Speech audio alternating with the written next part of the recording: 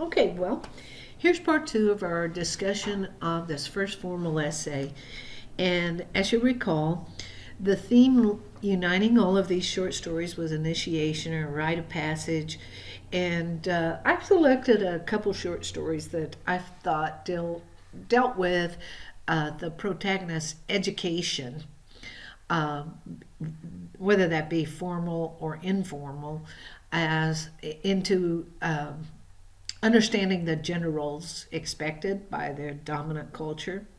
And I was interested in St. Lucy's Home for Girls Raised by Wolves, and then I just chose Boys and Girls because it was on the reading list for this week. But those two stories interest me. They're similar in that they have female protagonists who are also first person narrators telling their experience, though the tone and therefore I would say the intent of St. Lucy's Home for Girls is very different from the earnest tone of Alice Munro in Boys and Girls. So, and what I mean by that is that Karen Russell seems to be mocking the assumptions that entry into dominant culture, especially a Eurocentric culture, is superior to the native based culture that these girls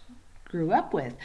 The claim is made at the end of the story, and it's one of the points in the manual on training these wolf children that after their educational process they're going to be able to move back and forth between cultures. Well, and we find that so seriously not so when Claudette returns home at the end of the short story and she's no longer suited for wolf life. She can't survive with her new education in the environment that she was already, before she went off to school, so great at. Well, uh, so on the screen, I show you that I just set myself up a couple of columns. I wouldn't have to do this all on one page, but I'm considering setting first, and I think about the fact that, as we talked about in class, it seems like St. Lucy's Home is in South America or Central America because of the Spanish words and references, and also the settlement of that region by the Spanish conquistadors who brought with them Roman Catholic Church and the church setting up monasteries and training schools to try to civilize the uncivilized.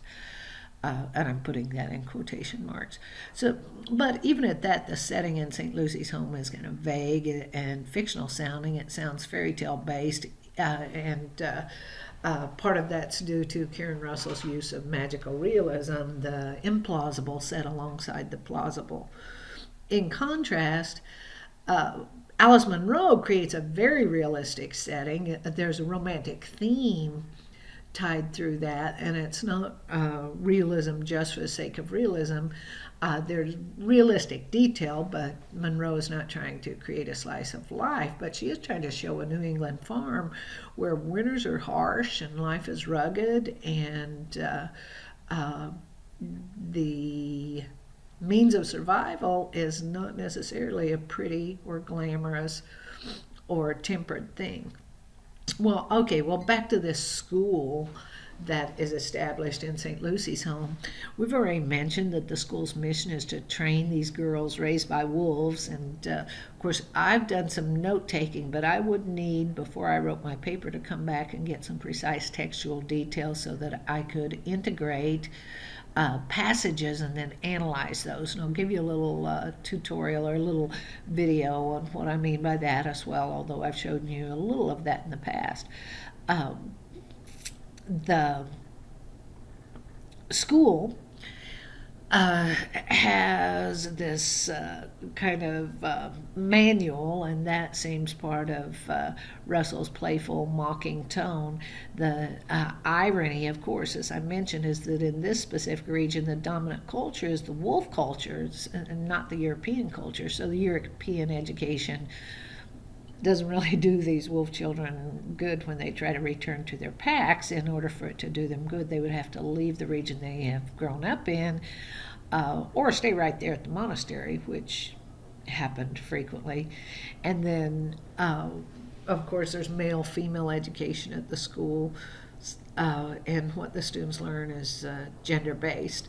And then, of course, the education in boys and girls is not done in a formal setting, it's done at home. The children, the narrator and her brother Laird, or Lord, is they're taught very early what the gendered expectations are, although the narrator initially defies those. The boys are to help with the fox raising, skinning, killing the horses for fox food, working outside, handling chores. And that's what the little girl wants to do. She's the oldest child, and even though it's expected that she will follow in the footsteps of her mother, at the early part of the story, she doesn't like that. She wants to be a part of the primitive, primordial process. She aligns herself with her father, and there's a lot of description of the smell of the blood and fat that permeates the house at time of slaughter, which she finds comforting and seasonal.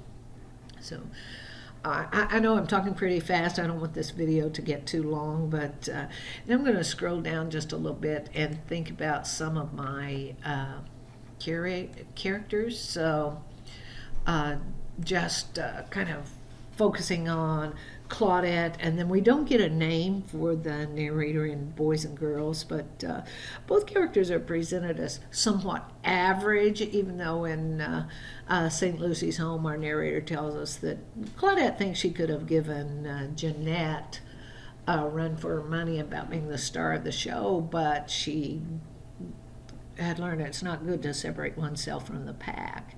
But we get some insight into Claudette's character by putting her alongside Jeanette, who is considered most trainable, and Maribel, who is wild and untrainable in this school culture. And then we could also take ourselves through the stages of Claudette's changing from her arriving at the school full of excitement for this new environment, romping, spraying everything, excited but wholly naive about what these changes are going to mean. And then I've messed up on my numbering somehow on my little chart, or maybe I've continued over on page 3. It's been a while since I've done this, but oh yes, I did. So what I attempted to do here is just like take notes to myself about what kind of changes, what kind of preoccupation happen at each stage, and I did that with both short stories. Now, okay, so when I come back and start trying to write my paper, as I said, I need some precise textual details to go along with this outline. And I need to keep probing my own brain for, well, so what? Is it enough to say that Karen Russell seems to be mocking this education into a dominant culture, whereas Alice Munro is nostalgic and sentimental, but ultimately has her protagonist accepting the gendered roles in her culture? I don't know, but that's something I would continue to think about. Okay, well, that's the end of this video, and I'll post it on your homepage as well.